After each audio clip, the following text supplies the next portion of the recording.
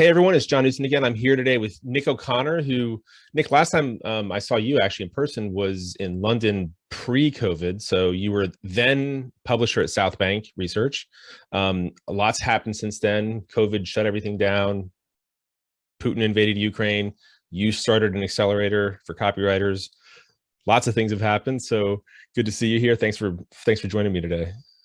It's a pleasure, John. It's nice to see you after 4 years. It doesn't feel like 4 years. It's 2018 that I was talking at that event, wasn't I? Yeah, you were presenting, and I remember I think you led off the event and you talked quite a bit about like publishing. And I remember Addison, when he came up, he was like, man, I didn't realize just how deeply Nick thought about the industry and the business. He's just being kind. No, it was a great topic, actually. Yeah, I mean, I'm trying to remember what I talked about actually, because that was the first time you'd done that in London, I think. And it was crazy. I'm thinking of what happened. I'm thinking of the night out after, actually. It was a crazy bunch of people, because there was people from, you think London and you just think, oh, I'm going to meet other people from my industry in this city. But there was people from all over Europe there. There was loads of people from Germany there. And it was I can't for the life of me remember what I said. You talked about, you were talking about the importance of ideas in publishing, both in the editorial and in the copy, and how without real deep, like strong ideas, neither of them work. I remember now, although I regretted that actually, not the topic, but just it was probably the wrong thing to talk about in that room, because I remember coming off the stage and talking to somebody. There was people over from the States that I was working with, and I remember one of them saying, yeah, you should have just talked about like how to do a deal with Southbank, because that's what these people want to do. But that was probably, I mean, you never quite know what you're going to do with these events. And I just wanted to talk about something that interested me, which was that. And that event was it was a lot of fun. We did, 2 years of that, and I felt like it was the first time we did it. It's a very different, like you said, a very different kind of market, just because Europe is it's not the same, like it's huge, but because it's fractured by country and language, the individual markets are so different that, yeah, we found that like trying to do FMS in the way that we do it here doesn't quite translate there. And then on the second time we did it, I was surprised that without even trying, we ended up having all these bankers and other finance people starting to show up. And so I realized, I was like, oh, the market here, it's going to be a different. So I've thought quite a bit about bringing something back, but it would be a very different event. Yeah, it's an interesting one, actually, because obviously London, actually, I remember somebody sort of sidled up to me after my talk and introduced me to this product he had, which was mind blowing. It involved people from, a guy headed up an intelligence agency in the UK and all sorts of crazy stuff.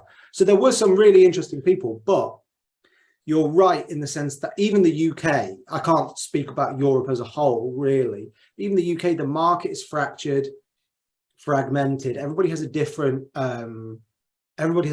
model and different goals, and it's not the same. It's not got that same shared culture and shared language. So like so I understand how it works in the States perfectly well, because we would use that exact model. So you might, you'd talk to somebody and you'd say, well, let's do a CPA deal, or let's do a swap, or let's do this. You share, you're talking the same language. You can't do that in this country, really, because people are like, well, what would that be? And you're like, oh, okay. They just do not, they might have an email list. Right. But the idea of monetizing it or selling a product to it, or not just charging they just want to charge a gateway fee. Like, this is what it costs to send an email to my list once. And you're like, okay, fine. But so, that's a very different thing. So I think the events become more about educating people about how it can work. That was always my frustration, because you see this market in the States and think, look at how well it works. We never really had that, and it was always a big challenge. But you do have the big banks, and that's a whole different problem. Yeah, no, that's definitely the case. But just to get back on track here, so what are you doing these days, real quick? Just kind of give people an overview of where you're at and what you're up to. Yeah, so I stepped down as publisher at the start of 2020. which was a mad time to step down. I kind of stepped down and then stepped back in because the business, obviously it was, you know, COVID, so everyone was at home. We needed a little bit more stability just to get people through that. It actually turned out the business was fine, because obviously selling in that way, in that market, was actually, it was a good time to sell stuff. Right. But I just wanted to go back to being a copywriter. You know, before I was a publisher, I was the head of copy. And before I was that, I was just a junior copywriter. You know, I just started 13 years ago. So I'd always loved that. And I just kind of wanted to get back to that, really. I was an okay publisher, but it didn't feed my soul in the way that writing did. And I think lots of people have that problem. So I wanted to step back to being a copywriter, which is what I did. So I now write copy for mostly Agora businesses, but all around the world. So, well, in the English speaking market, right. So in Australia, the UK, and in the States.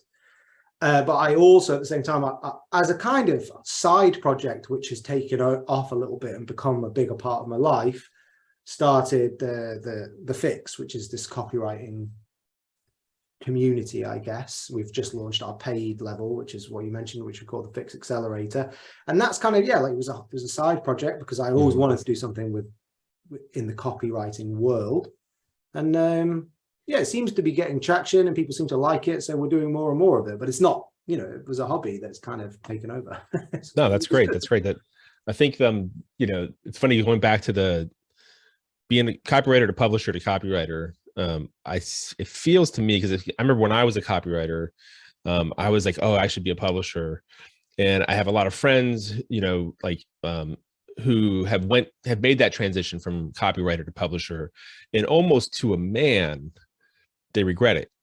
Not because they don't love the publishing business, but because they realize like how much they loved copy and how much the publishing role requires them to do things that they hate. And this is even true. I think even Joe Schriefer said that to me once, that he was like, I don't know, like if I would have, you know, what I know, if I would have, you know, stopped being a copywriter, because he's like, in reality, like if you're a really good copywriter, you can make more than the publisher, even in a lot of cases. And your life is just more enjoyable. And it's the thing that you're passionate about in publishing. Yeah, I mean, I can definitely empathize with that. One thing I would say, if I could go back and do it all again, I wouldn't change anything. I would still become a publisher, because being a publisher made me a much better copywriter, much better.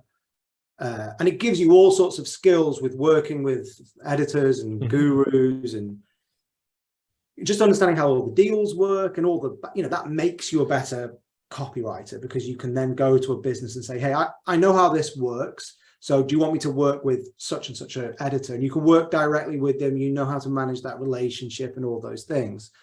And the cool thing about being a publisher is all of a sudden you can do things at a bigger scale. So you have all these ideas when you're a copywriter. I'd love to do this and I'd love to do that.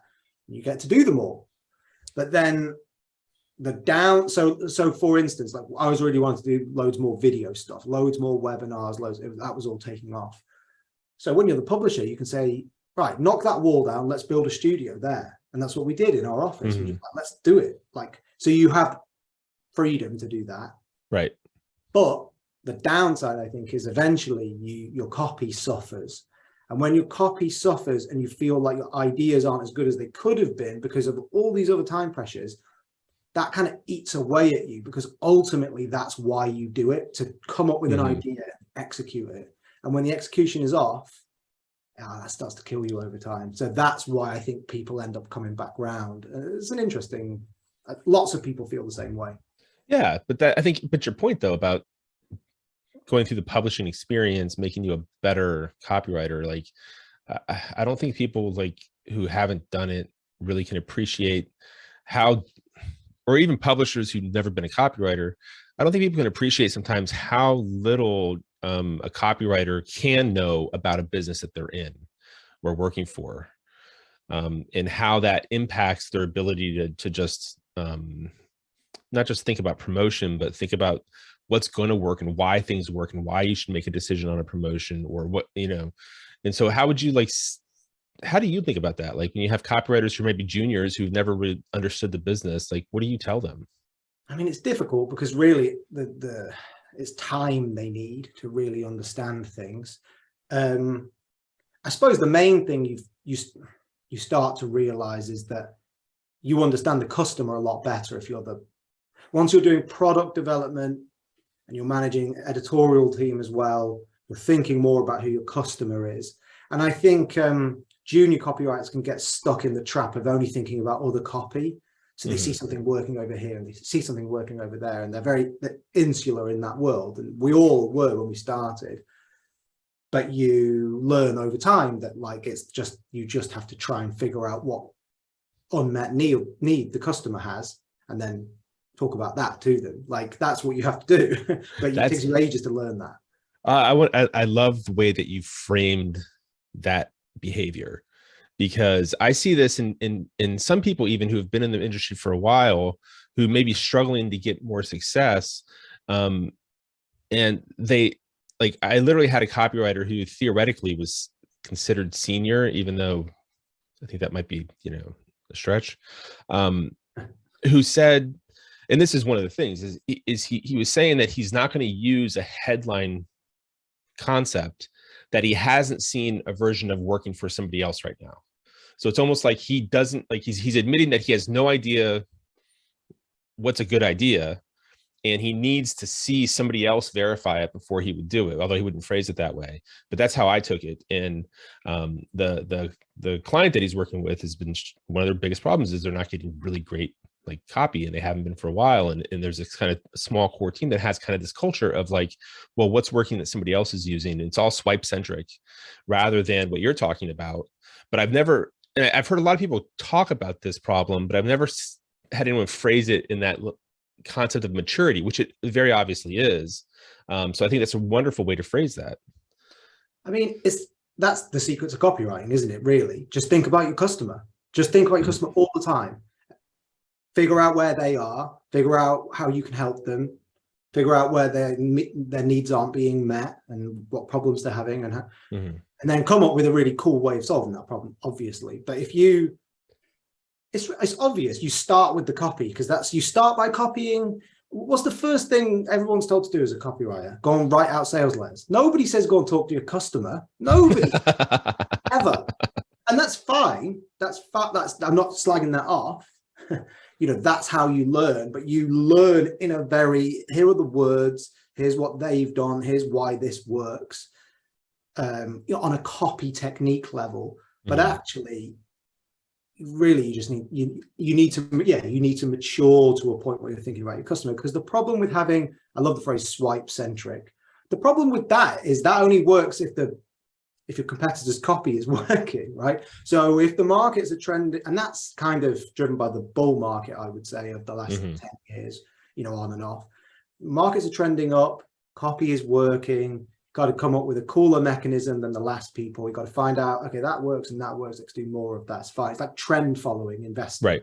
Just do more of it. That's fine. But what happens when the trend changes? Like, are you just going to wait for somebody else to figure it out? Now, it's really hard, and there's a sort of hard-nosed logic to just look at what other people are doing, and there's nothing wrong with that. But yeah, what do you do in that situation? And this year has proved that over and over again, because as soon as the trend changes, okay, so you turn to your copy team and say, what are we going to do? And it's like, well, we're going to wait for somebody else to figure it out, then we'll rip what they do off. Okay, that's not going to work. I don't want to own that business. Oh, that's great. But then, this is going back to your presentation actually way back then, that idea of like the connection between the copy and the editorial. Like, there has to be, how do you think about the connection then between promo and product? Because it's possible to write a promo that converts that is completely disconnected from the product, and then you have unhappy customers.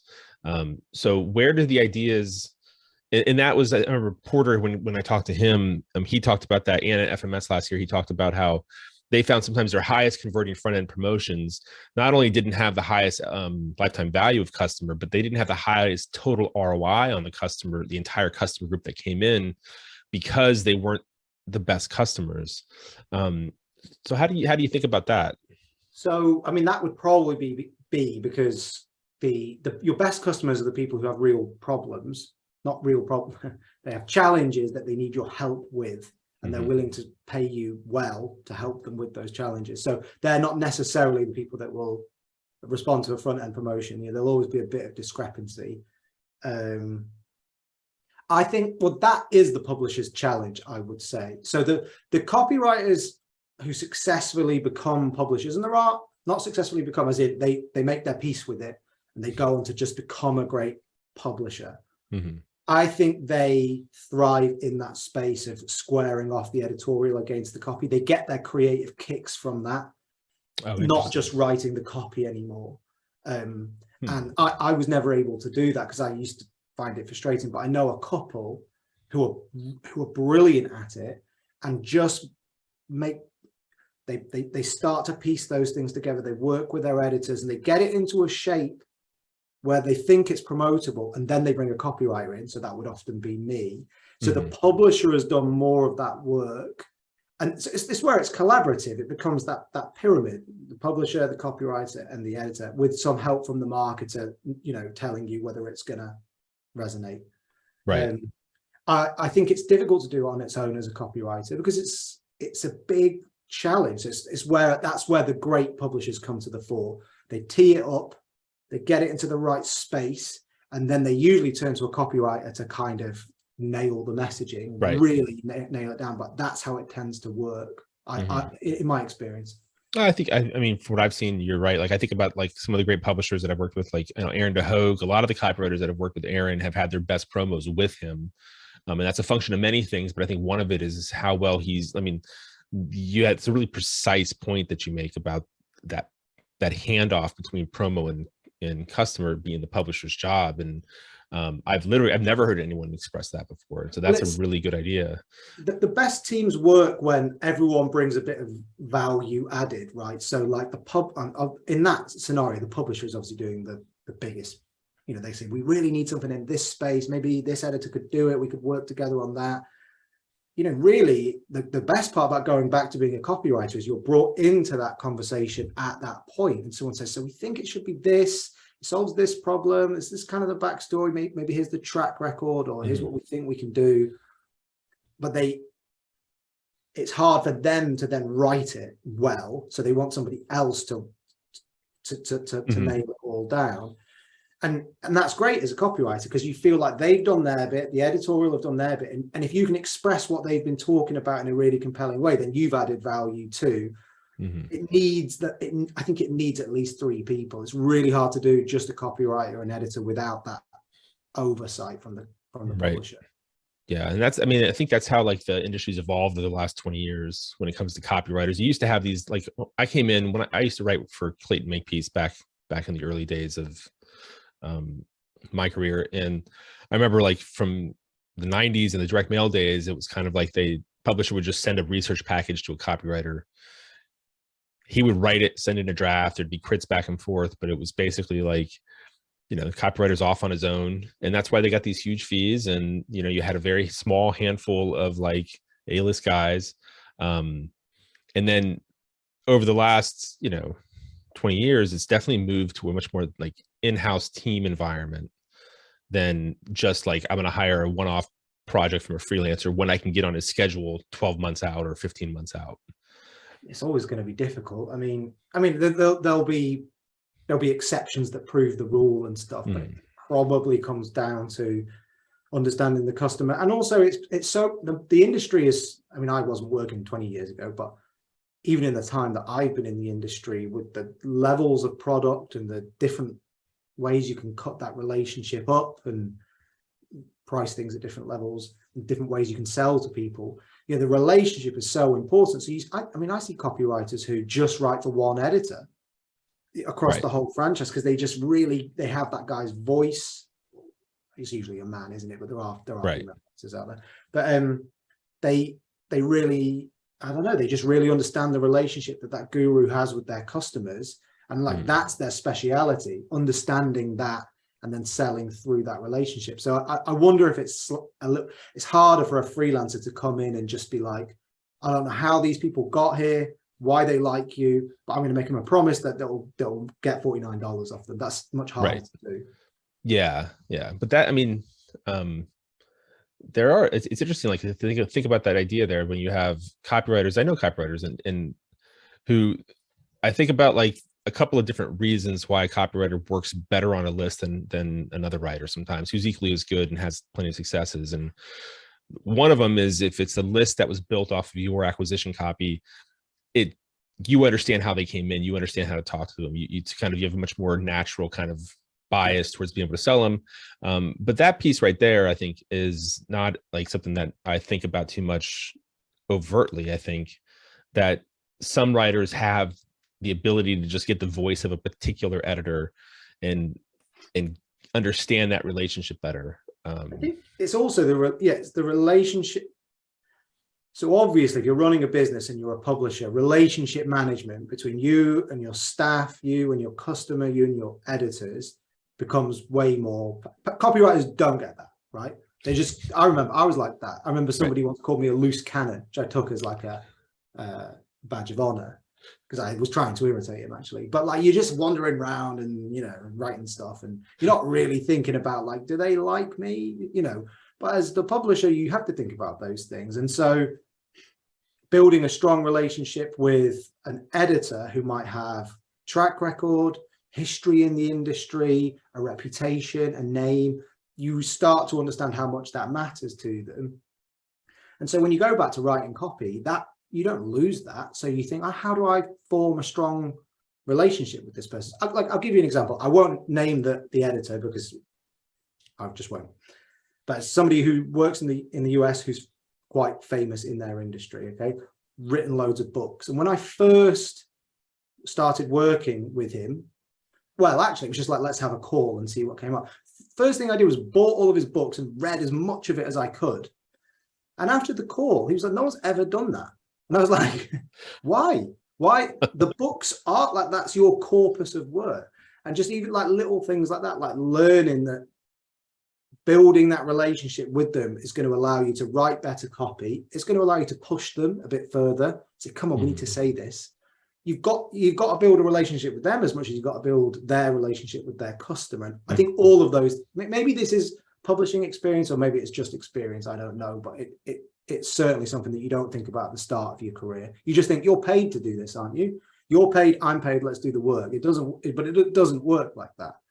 Yeah, not at all, especially since it is so idea centric. And I think like I don't know if you've seen this. I've seen a lot of copywriters who are really good in other niches and other industries that like they see the opportunity in financial, and so they come to financial, and they struggle quite a bit to get good. Most of them don't stay because like, well, I'm so good over here, I can't be good here. And so that there's a learning curve in, I think, financial markets too, because if you're thinking about the customer, they're thinking about the markets, and so you have to talk about their needs through the language of the markets, the lens of the markets. Yeah, it has to.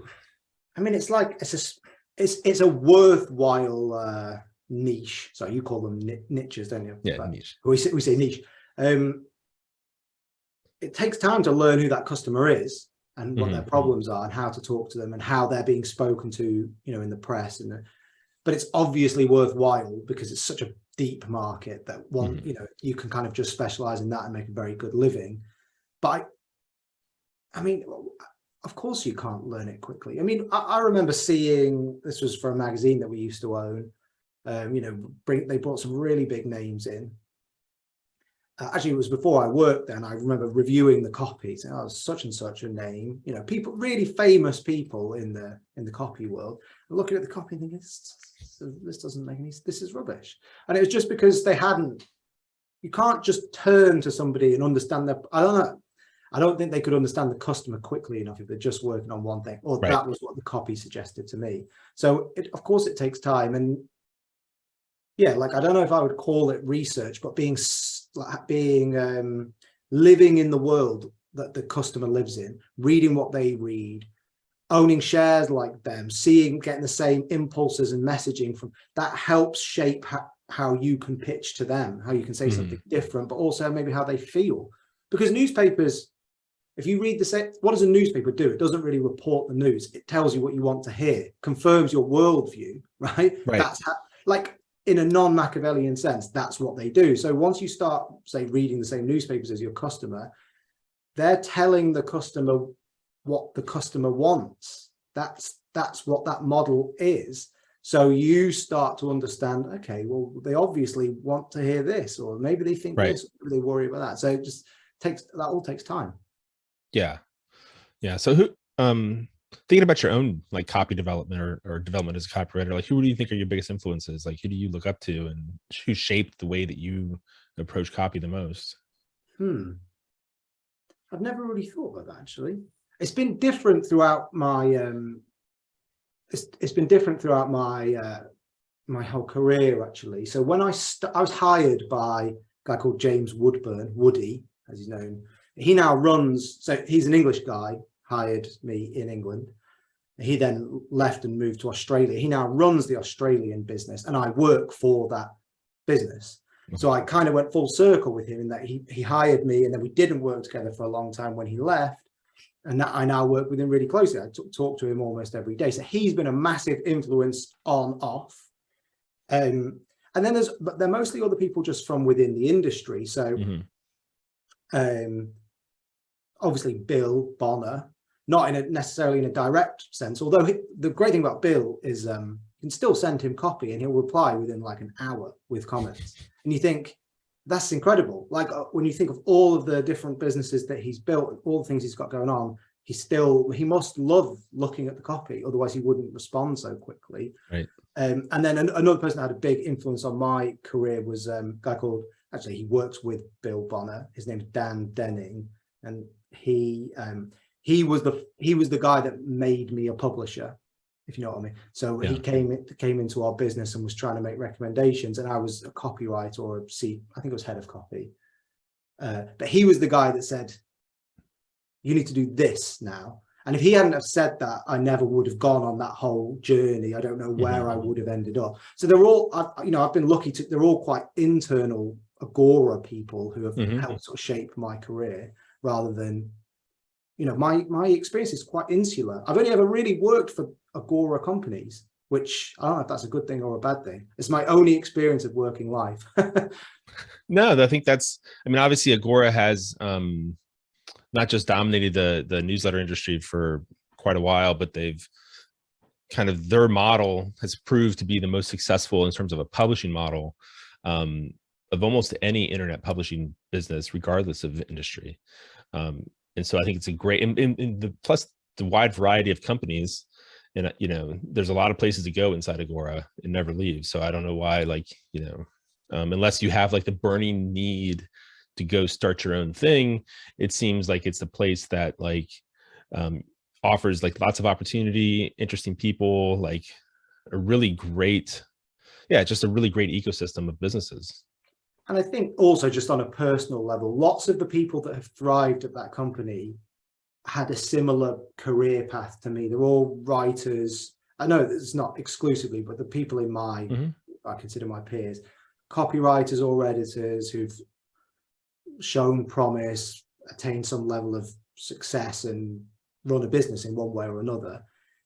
So we all have that common experience. And as a culture, not necessarily as a company, but it has a culture of letting people find, well, where's that person gonna thrive? Oh, it turns out it's here, and then now they're in this, okay, they're in Brazil and they're doing this, and it's it's kind of unplanned, but you kind of find your space in it.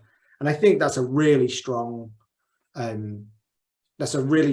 culture to have, because it means even if people leave one role, in my own situation, I stopped doing one thing, but I still wanted to do another, and there was no friction there really. It was like, well, okay, go on, find that thing it is you want to do, but just still do it with us. Right. And that freedom I don't know if a lot of other companies have that drifting quality.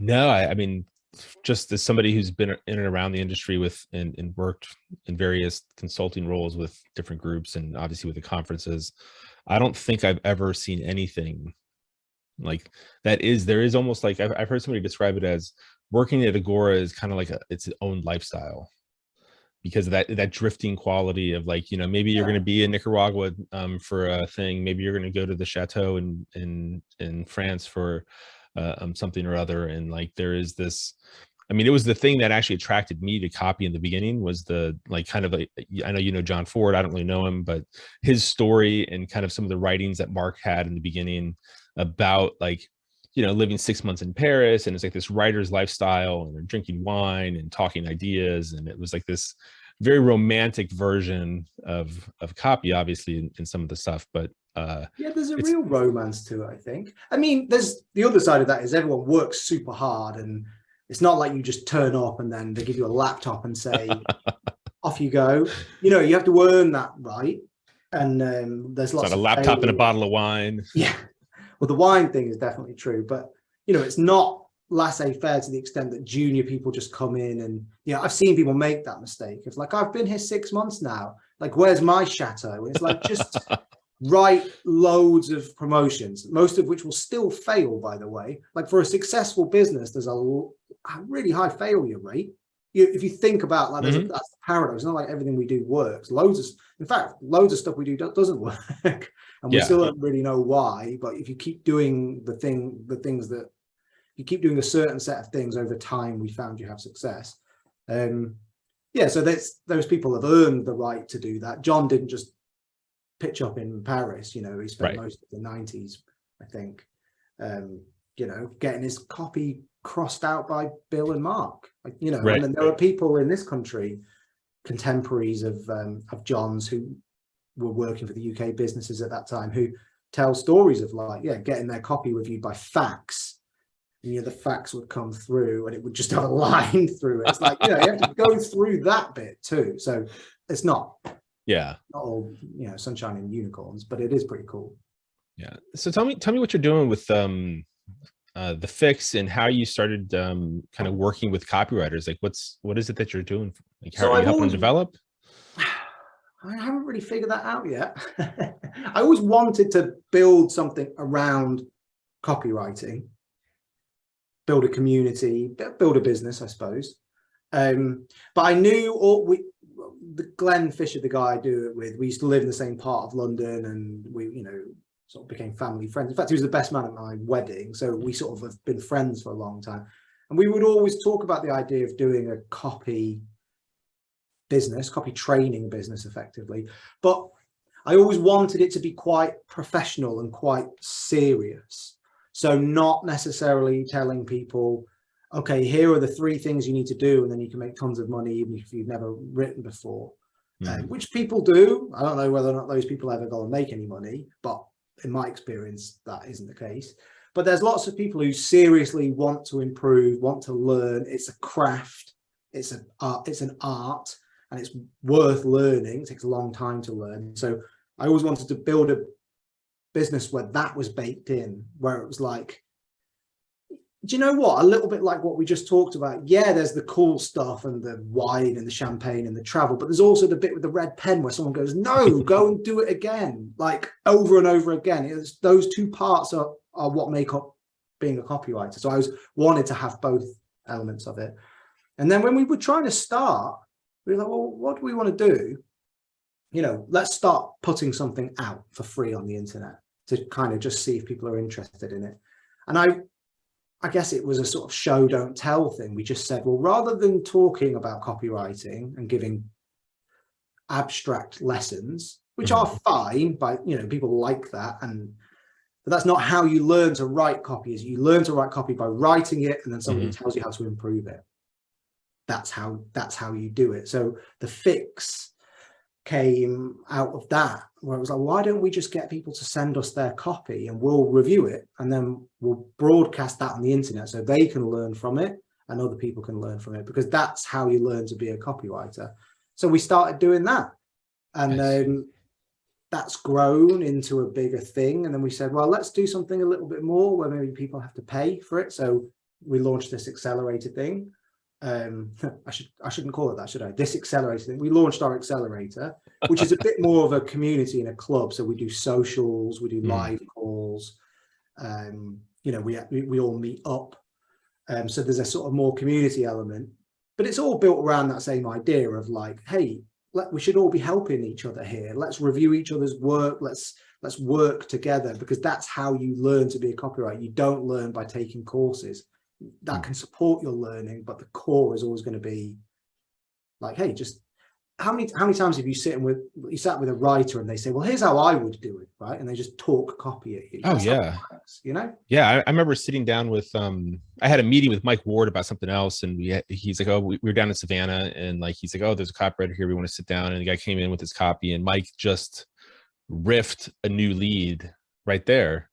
It was brilliant. And it's just, I remember Clayton would do that. I would send him a piece of copy and he would just send me back he would just redline the whole thing and change what he wanted to change. And you have to figure out why, versus like I remember my first copy chief was Carleen Anglade Cole, who was awesome. But I still remember like the first piece of copy I sent her it was mostly red lines, and she would just like put great little crits like lame, what the WTF, like just all these little things in there and make you rewrite the whole thing. And it was like the best learning experience I ever had.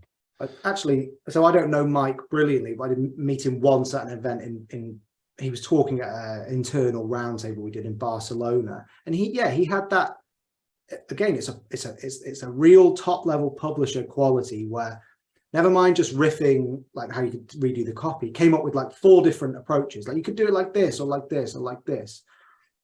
You know, almost like new product ideas, and just off one little thing that we were talking about. You know, that's what the great publishers do, and then they give them to a copyright, and it all works in that cycle. But yeah, that's how copywriting works, isn't it? Right. You get feedback, and that's how you improve. And maybe somebody else gives you an idea, and you take that, and then you trade. And so we always wanted the business to be built around that hardcore reality. Now that isn't we're never going to have a readership of like 100,000 people, because a lot of people don't want that. But the real serious people, serious makes it sound like they're, you know, boring. But you know, the people who want to pursue it as a job and a craft. Oh, that's I know Angel Swears and I talked about this quite a bit. And Pete Monson, who's a great copywriter in the US that kind of went off and started his own thing.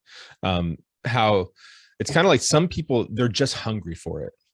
And the people who are hungry for it, they're sick of the, you know, here's three tips that will make you $100,000 a year as a copywriter kind of stuff, because they've tried and they know it's not real, and they want the better customer. But I think that for me, like, you're preaching to the choir on that, because like as a person who does conferences, events, and stuff in the space, and does a ton of deals, has executive networks.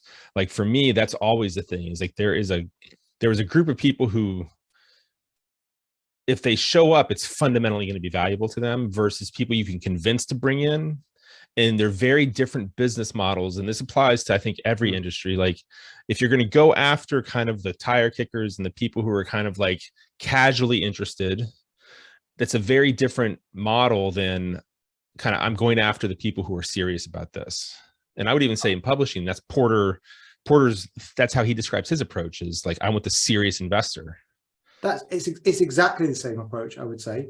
Again, we're just talking about the customer. So, I mean, maybe copywriters get into or they learn about copywriting through that whole courses and tips and tricks, and that's fine. But the people who are really serious will try all that stuff and it won't work for them, or they're still not getting the success that they know is possible. Because let's face it, you can earn tons of money as a copywriter. That's not a lie. That's the reality if you're good at it.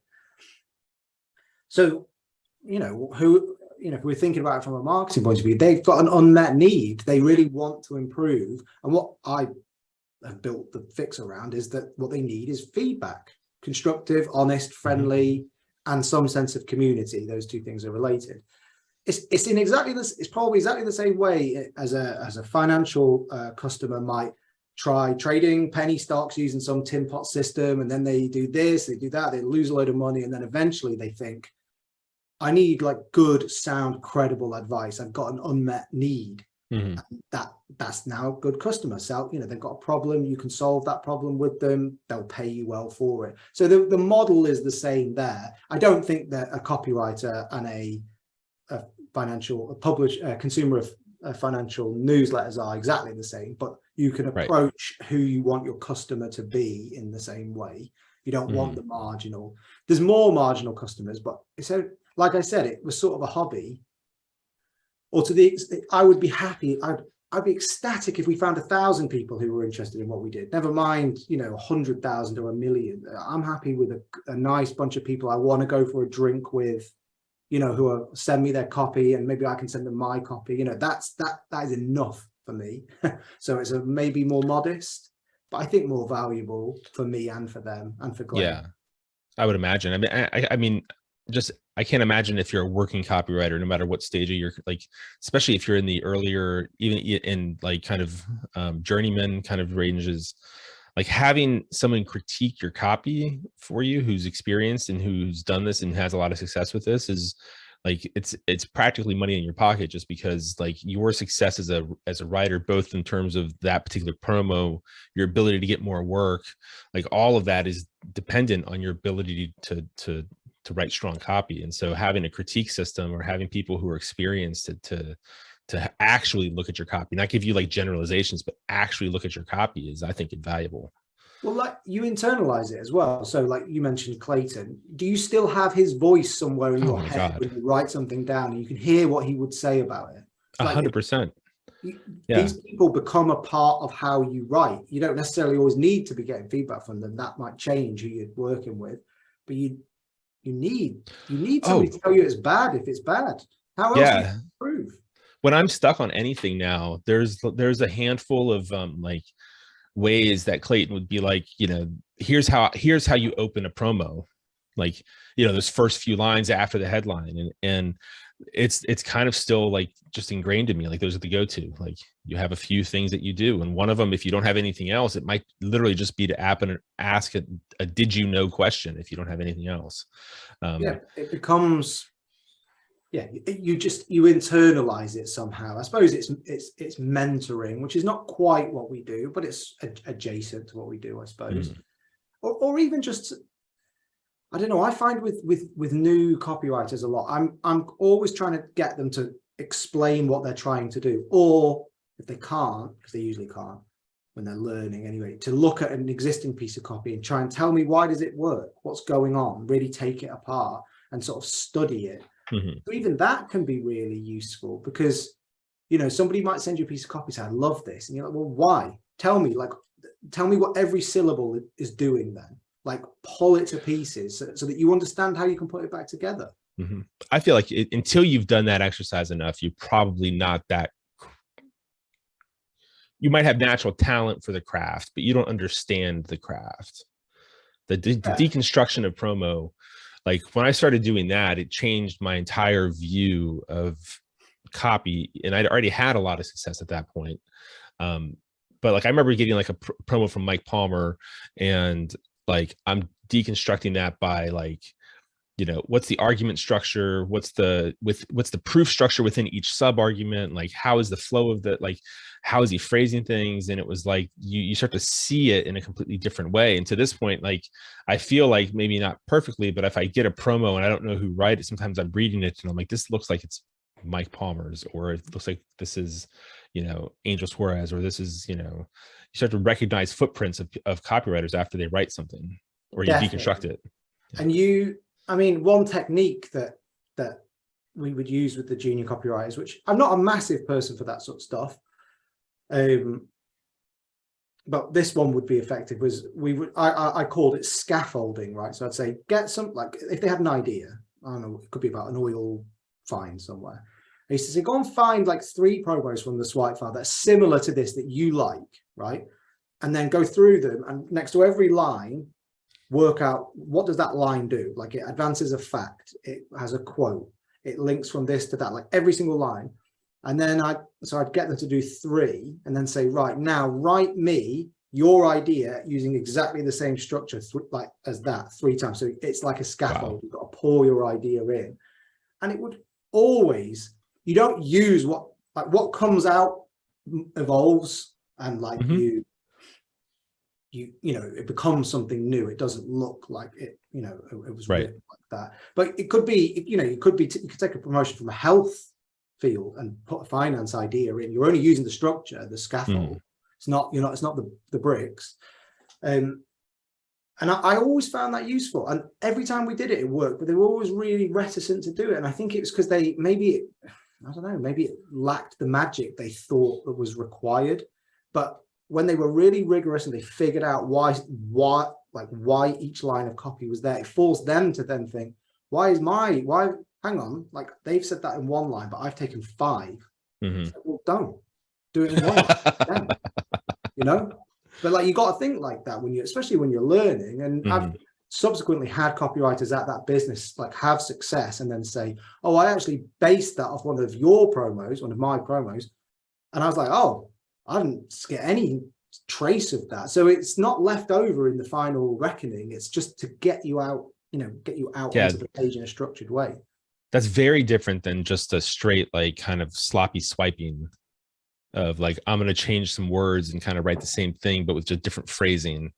Yeah, it's a different idea. Like you're stealing the structure, like you're putting the structure up like a scaffold, mm-hmm. and then you're taking it away at a certain point. And like what we would find, like you'd say you do 3 different, you'd read it back and you'd be like, oh, I'm loving what's going on here. And the opening of this one really works. Then you'd sort of bodge them all together and it would start to become its own thing. But it would just get them it would stop them.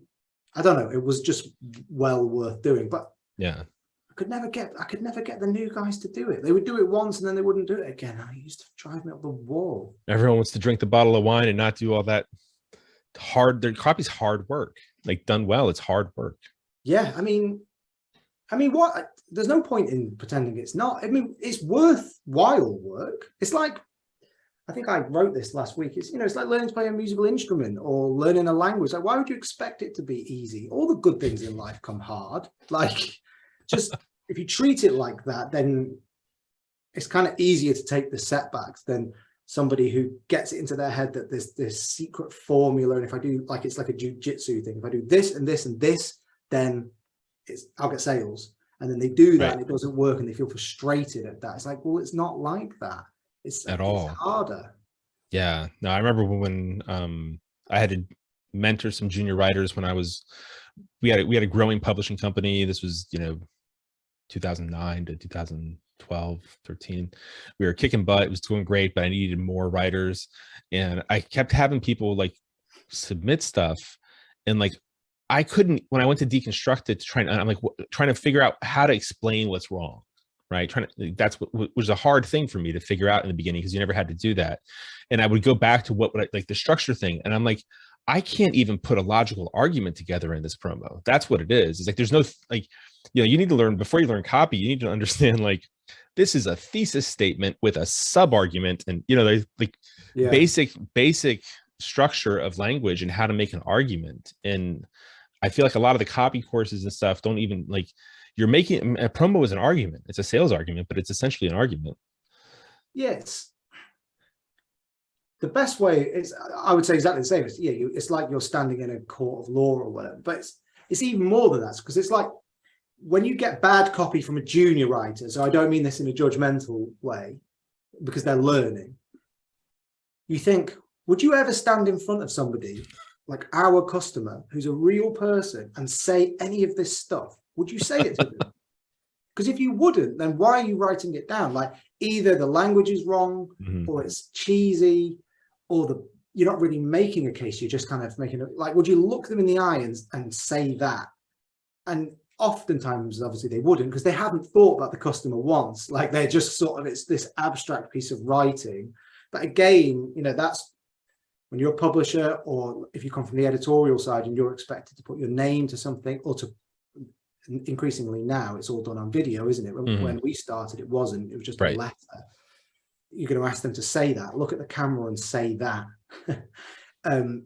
It's just like, well, half the stuff they write, you think, oh, nobody would ever say that. You would never say that. You're using really weird phrases and you're making strange points.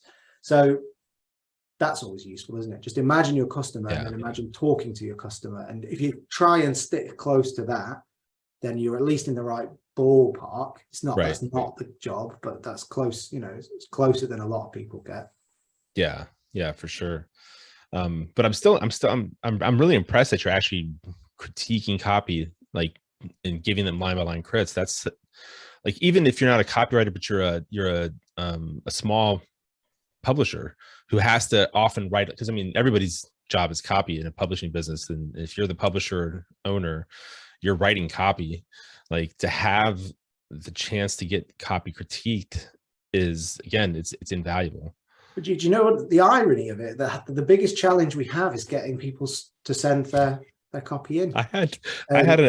We had a meeting in Baltimore where Mike Ward was coming in with a small group of our folks, and I told everybody ahead of time, Mike has agreed. This is like one of the best publishers, one of the best copy chiefs, one of the best copywriters, has agreed to critique any promo you have for you while you're here, and it's pulling teeth to get anybody to give it to it. And I'm like, this is money. I mean, who knows how much money this is? Because you can take a promo and ramp it up. Like, how much is this worth to your business if you're a $10-20 million business and he, gives you this new promo? But it's remarkably hard. And and those people are being paid, they're professionals. Right. So when we started, I thought we're going to get loads of copy, but we're constantly having to say, actually, once we launched the paid level, which is a smaller group, there's a Discord channel, people know each other a bit more, we do get a lot more copy. So possibly there's that sense of, I don't want it being talked about on the internet. For sure. But it's a constant. I mean, I've had exactly that. I've experienced it myself, although I'm not anywhere near Mike's level, in the sense where I've gone on calls and just been like, so you don't have any copy? What have you been doing all week? There's 10 of you. Why is there nothing to look at? And where, I've say brought someone like John in, and only half the team file copy. And that was frustrating on a professional level. I think for the Fix, it's more understandable. But, I thought, oh God, what if we get, hundreds of pieces of copy and we physically can't review it all? That would be terrible. I don't want to, we're nowhere near that problem, Yeah. I don't know. That goes back to that hunger issue. I feel like when I was really trying to figure out how to become a copywriter, if I had a chance to have anybody critique and I would go way out of my way for that opportunity, and it hurt every time. Like, it's especially when you're starting out, like, because then somebody rips your copy apart when you're a junior copywriter. You're like, I suck. I'm worthless. I'm never going to be good at this. But it's also the only way to really get good. And the fact that you wanted to do it and would put your copy out there, I would argue that is the reason that you were successful in this profession. That's beyond talent. And okay, there's a certain level of talent and intellect and stuff, but by far the biggest factor is that putting your copy out there, being able to take feedback on board, scrap it, improve it, sharpen it, whatever. Tons of people just do not do that, and that's really why they fall by the wayside. I would argue, to the extent that there is a secret to being a great copywriter, it's that, isn't it? Like, I think you're right. Get your copy reviewed, and then make those changes. Yeah, and then see it run. And then I mean, like to use your example of Mike Ward. I mean, I bet he would have given. Nobody will ever tell you a copy's just bad. They'll always say, I don't like it, you should try these 3 things instead. Like, you always walk away. You might walk away with more work to do, almost always, but you'll also have more ideas to work on. That's the job. So I think it's people, say someone really big is coming into the business, someone like that, or John Ford, or maybe Bill's coming in. I can remember myself, you would write what you thought was the best thing because you want to impress them. You want them to think, this guy really, and then it's even worse when it's like, you either get people taking that hit, or what would often happen is somebody would bring in a draft, but it was going out the next day, and they would say, well, I can't change any of it now because it's going out now. It's already being designed. Okay, fine. So this is performative now then, is it? You didn't really want the feedback. Right. So, the people that get the good feedback and make it, they're the ones that become successful. It's not rocket science. Yeah.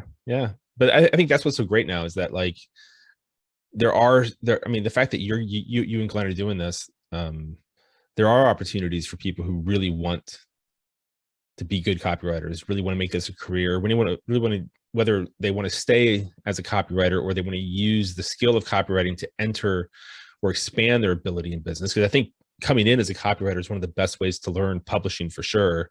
And I think a lot of digital businesses. Copy is king in a lot of ways. And so it's like, it's very encouraging, I would think, for anybody who's starting out now, or even people who are in the middle of their career who are like, I need to kind of like, I need to find a way to ramp things up. It never stops, does it? It's not like you attain a certain level of success in your career and then say, right, I don't need any feedback now. I mean, I'm constantly seeking feedback, or you might, you have your people you talk to, and you might caveat, well, he always says that, and he's been wrong before. So it's slightly different, but like nobody gets to the point where they just don't send their copy to anyone. But right. It's just not true. It's not how it works. The only time I think that happened, and I had a brief period like this, where it's like, you finally feel like I'm good now. Finally, like I remember I had my $11.5 million promo, which is like my biggest promo ever. And this was 2011. And I just wanted somebody who was good to acknowledge that I was good, because I wasn't working with Clayton anymore at that point. I had clients who they thought I was great, but they didn't know copy. And so you wanted somebody else to just tell you were good, but then I'd write something and it was like, this is like I'm like, this is shit. But I didn't want to, so you get that ego. There's that period after your first big successes where you're just like, I'm awesome. Somebody acknowledged that I'm awesome. And then when somebody doesn't, you're just like, well, fuck you.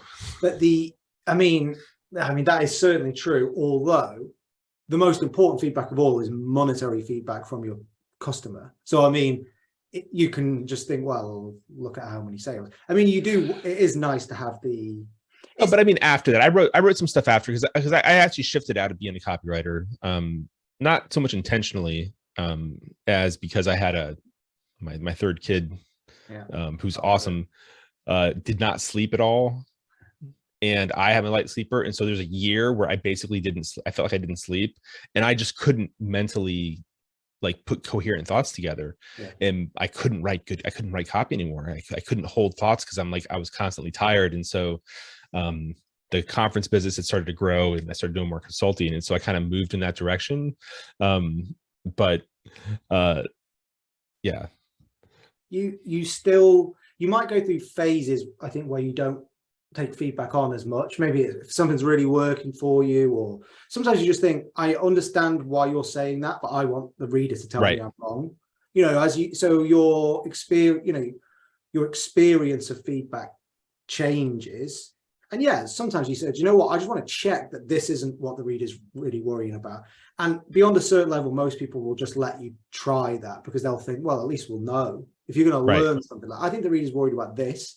So while I accept your feedback might be valid, I want to make sure that I'm wrong. I want to learn something. Mm-hmm. But you'll never attain a level where feedback is unimportant to you. Totally. And maybe it gets easier as time's gone on. You have good years, you have bad years, you have good times, and less good times. So you sort of know if things aren't working and you're getting poor feedback, or people don't like your copy. It changes, markets change, or your mindset changes a bit. It all comes and goes. You don't know any of that when you're starting out. You just think, why don't they like my copy? I've done what I was told to do in this book or whatever. It's hard, but it's valuable. So that goes back to what we were talking about at the start. You're offering something of real value that you think, okay, this might make someone's life better. It seems like a worthwhile thing to do. And that's a decent sort of basis upon which to build a publishing business, really, isn't it? Yeah. No, I think that's I don't know, there's just people who fall in love with copy and people who recognize its value, but don't want to put the work in, I guess. People who fall in love with copy is always a bugbear of mine, because they're always really hard to teach. As in, they fall in love with the idea of, they're usually the people who think that there's a secret and there's a code, and like, if I can just read that I always used to get the feeling some of these people go on to be successful, so it's not a factor in their success. But like, I remember hiring a few people who really loved it so much, and it was like they thought one day you were just going to say, come in here, come in this room, and I'll tell you how you do it. And there was just going to be one thing you could say, and that would be it. And it hurt them when you take them aside and say you have to work really hard. You just keep going. You know, I guess that's where I would say, for me, someone who falls in love with copy is someone who falls in love with that process. It's almost like, the craft. Yeah, the process of like in the pain, like it's like you know that like the pain. I feel like the pain, it might get dulled, but the pain of a failed promo never really goes away. The it never pain really of the goes whole. away. I always say this about marketers sometimes, much as I love them, but when marketers just go and ask you to write something else, it's like, do you think I go to a cupboard and just get another idea out? It's like, no, I go in that cupboard to cry for hours because I think I'm bad at this, and that never goes away. It's like, I just don't think people who haven't been through it can ever understand the pain of the anguish, or even like, you know, the moment you write something and it goes out and you get that horrible air pocket where you don't know if it's worked yet or not. And it's like, it's like a coin being up in the air and you're like, oh God, what's it going to like? Yeah. It's like you have to, do you have a ritual for that period of time? Apart from crying in a cupboard? Yeah. It depends on the business. I mean, I suppose we all do the same thing then. We find somebody and we bombard them with messages. How many people are on the promo?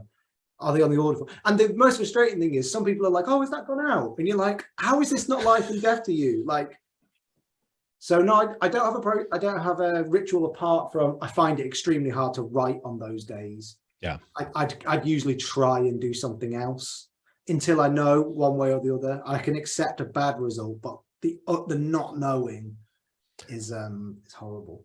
Yeah, I got to the point where I'm like, I can't sit in front of the computer and wait to find out how many people are on page anymore, because I would do the same thing where I'd just ping people, and then finally I was like, you know what, I have to get up and I'm gonna go to the lake for 3 hours and or work on something else, or go have lunch with a friend, or get out of the office. You kind of have to do that. I mean, there is something brilliant about, we used to have it on the big screen, the Google Analytics and the number, you know, and you could see the numbers and then you could see them going onto the order form, which was great. I mean, when it works, that is like, I remember being the best thing we ever did, the best day we ever had when I was publisher. I remember it went out, it was 2 o'clock in the afternoon, and I was in a meeting room, just having a meeting with somebody. And when I always used to say, when the first sale comes in, somebody has to come and tell me, because you have to know you got one, so to know that everything's working. So it's an order link, it goes live at 2:40, so nobody can buy before then. And I remember the guy who ran the business with me, Gabe, he opened the door and said, one sale. I was like, okay, good. And then he went away, and literally like 90 seconds later, he came back and he was like, 150. This was like a £3,000 product. I was like, what? Just like jumping on the table. But that feeling of like, it was like £1 million in, it felt like 5 minutes. It probably wasn't. It was a lot in a very short period of time. That feeling you cannot beat, but it's so rare and so hard to do that, and the pain of it not working or not finding out is horrible. There's nothing you can do about that. Yeah. And then you start chasing that dragon on the next promo. Like it happened once. Yeah. And those really big ones are usually, that was a back end. It was the result of a big front end build up. People, you know, the markets were perfect. Everything was just perfect. And you learn over the years, don't you? That you can't control what's going on in the markets. You know, if your promo, I had a promo go out earlier this year, and I think it went live the day Russia invaded Ukraine. And you're just like, okay, it took me 6 months to write as well. It's for the US, so it took a lot longer. You're like, okay, great. That's great. Yeah. At least it wasn't direct mail. I mean, it was a good idea, but probably should have gone out 3 months before. And those hurt, don't they? Because you think, if that had gone out at a different time, or I think I pitched an energy promo and they said no. I said, and it was all built around the fact that oil was just going to explode because Russia was going to invade Ukraine. And then when it happened, so that stings as we're not selling copywriting here, are we? But that's the point. Sorry. That's the point. The pain is part of the process. Well, so if someone wants to get involved with the Fix or start to see the free crits that you put out, where do they go? Yeah, so the website is thefixcopywriting.com, or you can check us out on YouTube if you search for the Fix or the Fix. I'll link to both if I can. Yeah, I'll link to both underneath the video when I send it out to everybody. if you go to the website, you can sign up. It's free. You'll get all the details of how to submit copy. And yeah, I mean, I'd love to have more copy to review. I mean, it's not just finance either, by the way. Obviously, that's my background, but we review all sorts of. We did some copy for a chair that is built to help you if you've got a bad back, and we do all sorts of stuff. You often learn more from those things, you know, because again, you just think about the customer straight away. So it doesn't have to be finance, although that's my thing. Yeah. Yeah, well, that's great. No, I think everybody's watching this. If you're not subscribed, I think you should be, just because the copy drives the business, and everybody's job in publishing is copy to some degree or another. Well, Ben, we can look at your copy. You might not agree with what we say, but I mean, what's the worst that can happen? You get your copy reviewed for free. This is what I'm there you go. Awesome. Well, hey, Nick, I appreciate you taking the time today. This is a great conversation. It's been a long time since we talked. I've enjoyed it. I can't believe we've done 1 hour and 10 minutes without my internet connection cutting out, which is, I think that's a record for me. So you're blessed. No, it was great fun. And yeah, thanks for having me on, mate. Yep. Thanks. All right. Take care.